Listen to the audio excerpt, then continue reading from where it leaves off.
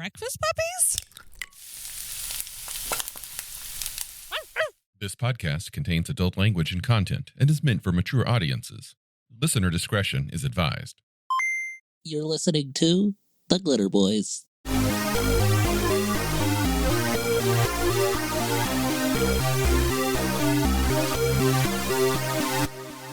We're finally diving into the Dimension Book series. Oh, yes. These were running parallel to the World Book series and the Source Book series. The Dimension Books take Rifts players beyond Earth into other places, other realities, other potentialities of gaming. It's worth noting that this isn't the other realms of already published Palladium fiction or settings. These are, well, with one exception, these are new worlds mainly created and brought in to the Rifts universe. Yeah, this one opens up with a bang, in my opinion. It just fires some cannons and starts charging the enemies with Wormwood, which is probably my favorite Palladium book of all time. Really? Oh, God, yes. Okay, then I'm going to feel bad then. From that sweet cover to that fucking, just the whole death metal feel to the thing from beginning to end. It's so punk rock. It's got motorcycles. It's got demons. It's got people with crosses on their faces. It's got living armor. It's metal. This is, as I said before, Palladium is metal as fuck. And this book is a prime example of that in action. I really did like this book. There was a couple of things I took issue with, and I hope you'll forgive me after you just saying that this is your favorite. Mainly, I think I'm having a trouble with all the exclamation points. There is a lot of exclamation points. This is like a hyperactive 13-year-old sending you a text exclamation points. There's quite a few. It's just give me data.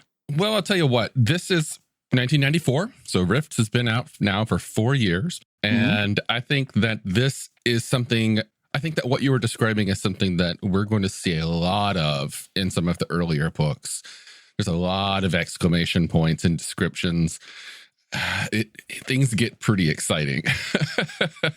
One thing I really liked about this was the shape of the world they created, the concept. This isn't a planet with something new on it. This is a new kind of reality, I suppose. Like it's a new base. It's not, and in this planet with the double moons, you know, it's more, it's all encompassing. And the difference between this and something else is the planet itself is alive. It's not a symbiote sitting on top of a barren rock that it's eaten and then it's used. That's Star Trek. This is an entire living planet. And it's not just the planet. The planet itself is the dimension. It's as if this planet and the space around it sits all by itself out in the middle of who the hell knows where, its own plane of existence. It's pretty cool, in my opinion. Wormwood is the name of the planet, it's the name of the dimension, and it's the name of the book. And it opens up with a comic book by the creators, who are Flint Henry and Timothy Truman.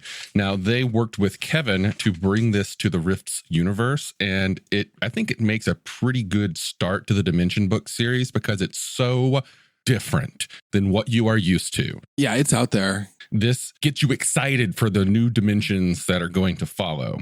And the comic book introduction, it's very 90s. Yes. But it's also like kind of gruesome, and it's got worms and scabs and slime and monsters and demons and pustules and what the fuck is that thing crawling across the earth? It's a very scabrous setting. It reminds me a lot of the early 90s heavy metal art too. Oh, yeah. I don't know where these guys are from, but it's got goat-headed demons. It's got wolf-headed demons that basically look like goats. Oh, man. Everyone is smoking a cigarette. Yeah. Holy warriors with crosses on their eyes, smoking cigarettes with Born to Boogie on their armor. Yeah. Chainmail leotards. There's some really cool stuff happening in Wormwood. I like the single economy concept. I like defined evil, defined good, and that is your struggle. as someone running it, this would be ideal because there's no questionable ethics here. The baddies are the baddies, the goodies are the goodies, and the twain shall fight. Yeah, even the questionable heroes like the APOC, they're really good. Yeah. Like you as a player and you as a GM know that APOC is a champion of good. Now, of course, the people of the setting think that due to the APOC's past, the APOC might be still a bad guy. But no, they're pretty solidly good. This whole good versus evil, light versus dark, I love it. Yeah, it makes it simpler. I've seen so many games go off the rails because people are wondering, is this the right person to fight? Are we doing the right thing? No. That bad, go slay. It paints a pretty bleak picture here. We've talked about Palladium and their apocalypses. This is another apocalypse. This dimension is under siege by a group calling themselves the Host. They are these kind of demonic wolf things led by the most powerful of them called the Unholy. Now, like a lot of Rifts books, this starts with Erin Tarn. A very long, this is how I found myself here, this is what I found there, kind of giving you an overview. And she talks about her journey from the Badlands to arguably the Goodlands and all the things that she encountered between. If you pick this book up and you read the introductory comic and then you read the bit by Erin Tarn, you should pretty much know everything that this setting is about. Like, it covers it all right there in the first, 40 pages. It has maps, and just judging by what I see, it looks like the world is about, assuming this is the entirety of it, somewhere around 12,000 miles in 1,200 miles in circumference. I didn't really look for the measurements. It could be, or it simply could be that this is just the only area that's been, taken. I don't know, maybe. But yeah, it's like, we don't really get a sense of where the poles are. We don't really get a sense of anything about the true scale of things. We just get two areas of the world where shit's happening. It leads me to think that maybe they were hoping to add more books to this one later. Unfortunately, aside from a few articles in the Rifter, this is it. This is all there is of Wormwood. They never get another book. There is a lot that I feel they put off to be explored later, and that's why, I'm a little raised eyebrow about this. Some of it is the history of Wormwood itself. They left it as an enigma, but tantalized you a little bit. Like, it appears that Wormwood was built for humans. All the temperature stays at 80 degrees. Food and water is delivered in, caves or falls from the sky. And it does, there's a lot of history behind it that I really would have liked to have delved into. Like a creation mythos for it would have made me very happy. There was one little bit there talking about perhaps it might have been created by the true Atlanteans, which we haven't delved into the second world book yet. But when we do, we'll talk a lot more about the Atlanteans and how they spanned the galaxies and dimensions and frequently get mentioned as the potential creators of anything new and unknown. Yeah. Yeah. Oh, okay. So I'm thinking, and it's hard to talk about this because I'm not sure where to start. So you have this big ass planet that's basically made out of rhino hide. You can control it with your mind if you're special. You can bring forth water to drink. You can raise buildings. You can close doors. You can make stairways, all by communing with magic with the planet and bringing things forth and putting them away. It's malleable. It's moldable. But the planet itself doesn't have, it doesn't have an usness to it. It doesn't have like a Gaia thing going on. It's just a thing that is like a biologic machine. There's mention somewhere in the book of the possibility of there being a whole other world inside Wormwood, because all of the water comes from underground seas. So there's water under there, and people believe that there could be another world. The deeper down you go, the greater your magical power is. So there's a hint at there being some kind of an essence there. But again, it's not explored. It's left up to you, the GM, to fill in those details on your own. And I like that personally, because that gives me more freedom to insert it into a campaign the way I want it to. Yeah. No, I certainly understand that. One of the things I really enjoyed about this was that humans aren't squish. Oh yeah, all humans born on Wormwood are mega damage creatures. Yeah, every critter on Wormwood is tougher. The effects of Wormwood, like let's say you're a player character here and you go to Rifts Earth, all your cool stuff wears off real fast. Mm-hmm. You just become a regular SDC Smo. All your special worms and parasites and things, they die soon. So there's some sort of connection. No, if you are born in Wormwood and you are mega damage and you go to Rifts Earth, you remain mega damage. Is that what you mean? No, that's not what it says. I'm pretty sure. You keep your mega damage. You only lose your mega damage if you go to an SDC world like Palladium Fantasy. Oh. You are correct. All of your worms rot and fall out of your mouth because they're gross anyway. All of your symbiotes die.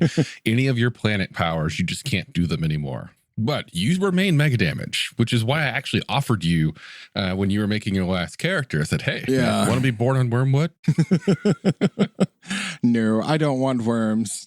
The reason I even offered that to you in the first place was because I was like, man, that would be a great hook for me to bring the party to Wormwood. When I was a kid and into Rifts, when I was a tween and getting into Rifts and Wormwood came out, I remember the GM that we were playing under at the time used it as a way to fuck with the party, specifically because when you go to Wormwood from another world, your powers and abilities aren't guaranteed to be all that useful anymore. There's no ley lines on Wormwood, which kind of drives ley line walkers a little batty. Your magic has a shorter duration and shorter range as well. The only way to counter that is to go deeper into the earth where there's ley line like power sources. They're not quite the same, but they're similar. One of the things I really liked about this was that it was a new idea. You have a planet that's basically a telepathic scab, like a fleshy, a flesh planet that's biddable and was built as a biological machine. The scope of that did impress me. Like I said, it's not another and by the light of the second moon. No, it was a new concept, and I really enjoyed that. It was good to see. It feels like a world that could have been designed by Moebius. Yeah. Yeah. I like that it's kind of done sword and sorcery, but at the same time, they have motorcycles and the latest Triax gear from their raids on Earth. Like they just grab shit. Yeah, but those run down pretty quickly. So they don't really have any industry here at all. So the only way to keep those things running is to go steal more stuff. Well, it also seemed like they had a thriving techno wizard industry there. Yeah. Like it wasn't a rare thing. Like they're everywhere. Techno wizards are everywhere. Yeah, and they're busy modding everything they can to Wormwood power sources. Yeah, totally. I love the sword and sorcery aspect of things, though. How like there's so much focus on melee. Like I love this guy with a motorcycle and a flintlock pistol. Yeah, I love that the good guys are frequently ugly. Like, yeah, you've got the APOC who is just this hideous, wearing this hideous mask, but they're a total badass.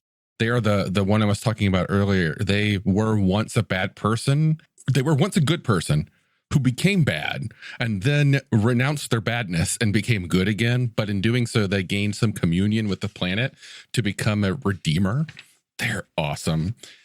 I love the worm speakers. I know that you think the worms are gross. And honestly, I think the worms are gross too, because they're planted right in your mouth.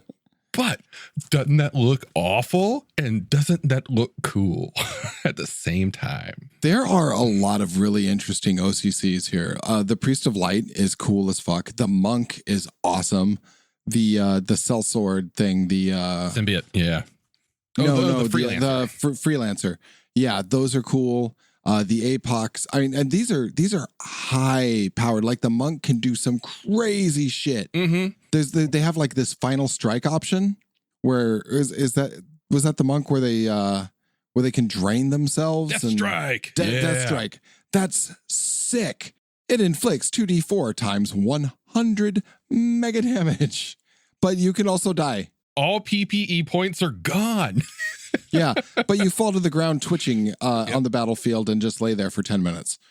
So, I mean, Yeah, it's sick. And I mean, the recovery time is a long period of time. It's not something you'll cover in a game. Yeah, but I love giving a player that final strike option. I always have. I know you do. When it's codified right into the character, oh, it's great. I wish Cyber Knights had something like that. It just seems like they should, The Holy Terrors. I mean, Jesus Christ. That's a Voltron villain right there. Or, it really does. It does look like something that fell out of the sky and had to fight Voltron. And it's a good guy. Yeah. It's a very friendly, polite robot. Yeah, 10-foot tall, basically living armor. That can become a 20-foot tall, basically living armor and shoot spikes at you and fingers. And it has magic spells and psionic powers. One thing I liked about this book was the going into the societal roles that each class plays and how they're viewed. That was something I think they've gotten away from. In later more or books? less like they don't go down and codify it to everything, probably because the universe is so big and it would just be impossible to do a list of who hates what. I did love that they gave the social hierarchy. Like in this society, these people are at the top and these people are at the bottom, and there's like a clear established pecking order. Yeah. We have two different orders of knights available as player characters. We have the Knights of the Temple and the Knights of the Hospital. They're very similar. They're both knights. They both have the codes. However, the Knights of the Temple are basically the battle knights, whereas the Knights of the Hospital are basically the agents.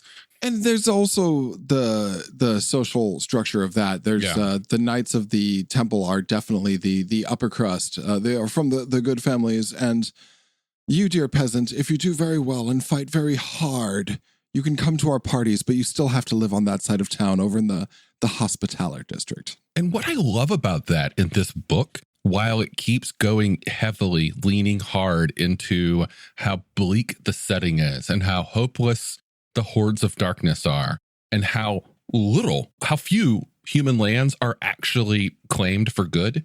Most of the vast majority are owned by the host these days. How, even despite all that, you would think that humanity should be banding together to fight back. No, they're still dealing with their petty bullshit because humans suck. We are cantankerous little shitheads. Yes. We got some good NPCs. We've got another presence of somebody named Lazarus Vespers, LV, whereas elsewhere in Palladium is Victor Laszlo, VL. I wonder how much of a connection there is here between the two. No, that's an interesting thought. That didn't even occur to me. Yeah. Then we've Dorsey Pentecost, who looks straight out of the fucking 80s, and I love it. He's got a mullet.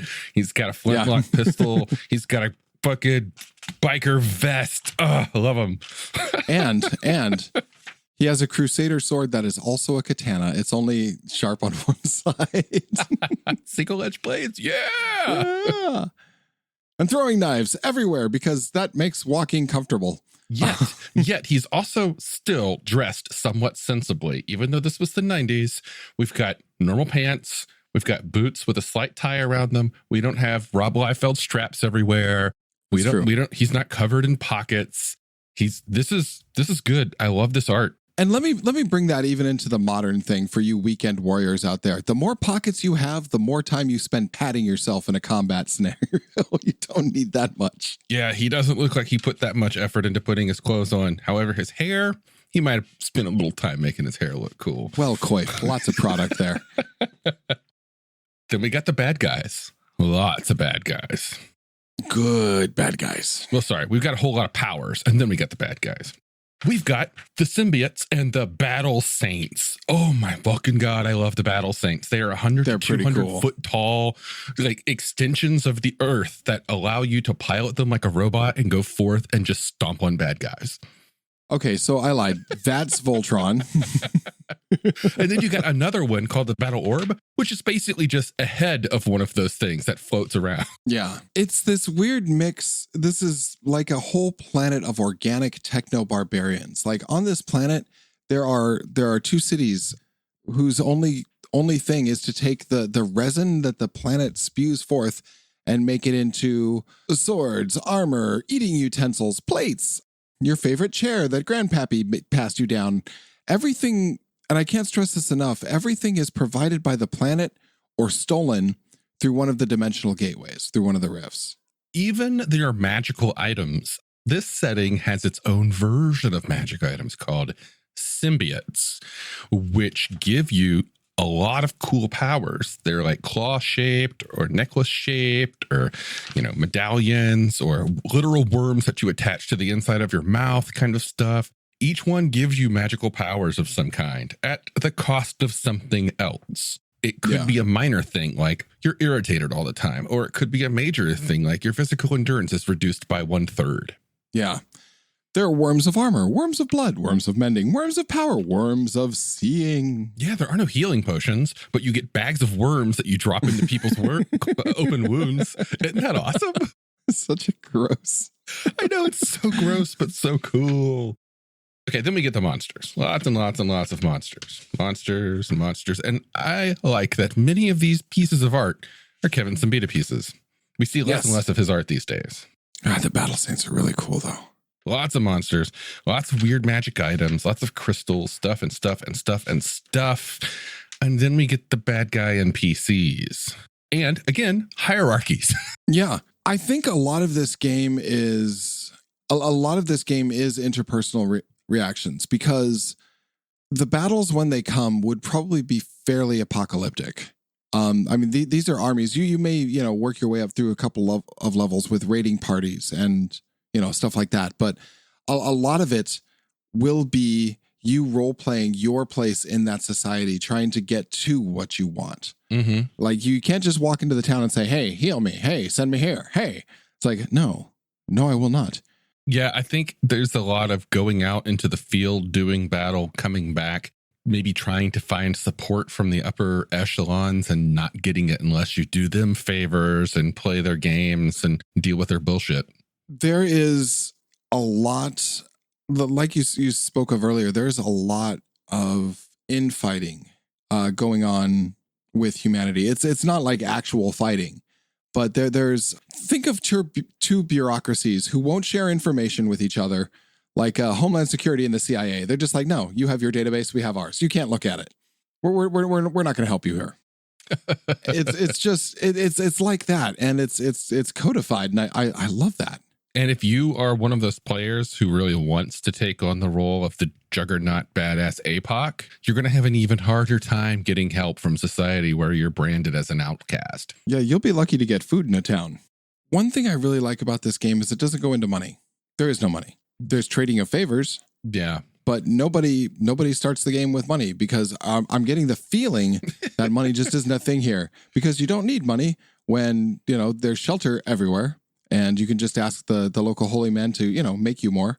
Water comes from the ground and food falls from the sky. Yeah. I love that each of these character classes where it says money, not applicable, blah, blah, blah, blah, blah, blah, blah.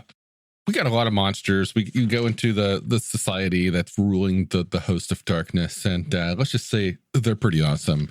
If you want some really fucked up demonic villains to spring on your heroes, you can get some good ideas here. One of them, very specifically, that I'd like to draw your attention to. This is on page 126 and 127. It is a character called the Entrancer. Has a single eye and a rotten skull. This is a super intelligent, psionic, mind-controlling bad guy that can possibly be a good guy if you, plead really hard to your GM to let this happen. I did that. Yeah? But it was an SDC world, and I wanted to be an Entrancer that came to an SDC world, and the GM didn't look at the numbers first. And then he scoffed when I showed him that I had 4,000 hit points.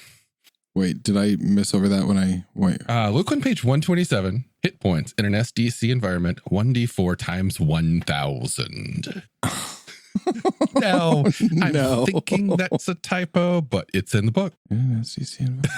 Jesus, fuck. So what'd you roll? I rolled a 4. I had 4,000 hit points. And of course, he very quickly made me make a new character. But anyway. Go up, slap the glitter boy, punch the dragon. Yeah. We'll be here all day. Yeah. There's kind of a Studio Ghibli feel to this, if you get what I'm saying. Tell me more. Well, it's like a dark Studio Ghibli, but you have your flying lizards, you have your weird moving citadels, You have everything made of flesh and bulbous and pustuly. It's like the Badlands in Nausicaa in the Valley of the Wind with all the bugs and like water welling up and... Yeah, I could see that. It's also got some elements of Dark Crystal, I would say. Yeah. Only Dark Crystal to me always has a place that an atmosphere of slow moving doom, whereas this is not a slow moving doom. This is a vicious army of man-eating demons. I think my problems would have been fixed if there was any sort of follow-up, because I think they had their story.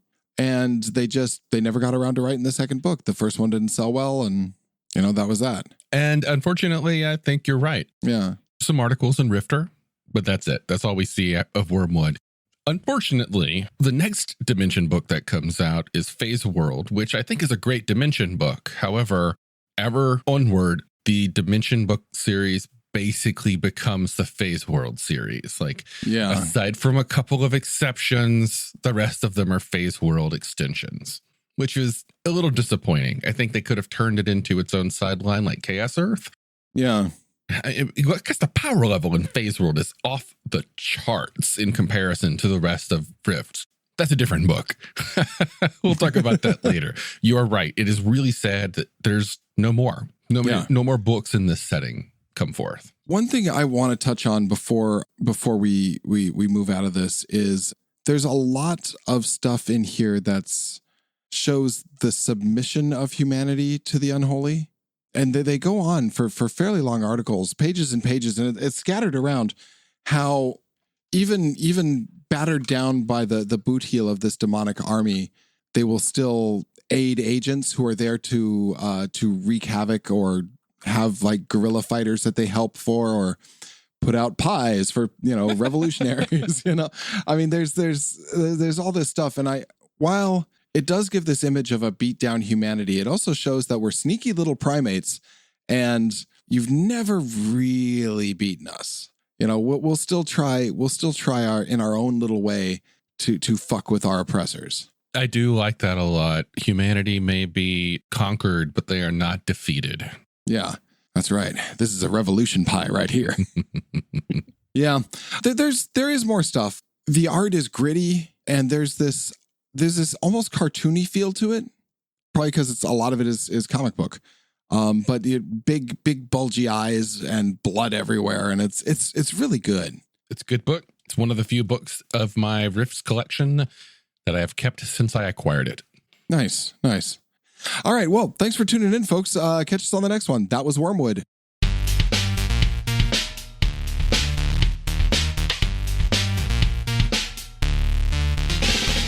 You've been listening to The Glitterbois, a Palladium Books fan podcast. Glitterbois, Rifts, the Megaverse, and all other such topics are the property of Kevin Siembieda and Palladium Books. Please buy all their stuff and help keep them in print and making more games. You can order directly at palladiumbooks.com, and their entire catalog is available digitally at Drive-Thru RPG as well. Our opening music is 8-Bit Bass and Lead by Furby Guy from freesound.org. This closing music is Caravana by Philip Gross, available at freemusicarchive.org. All sound effects used are self-made or acquired via Creative Commons Zero license. If you like what you have heard, find us on Twitter and Facebook as The Glitterbois. That's BOIS. And check us out online at breakfastpuppies.com/glitterbois. And also join us on the Breakfast Puppies Network Discord at breakfastpuppies.com/discord. And if you want to help us out, please spread the word and help us build a community. Thanks again for listening. We'll catch you next time.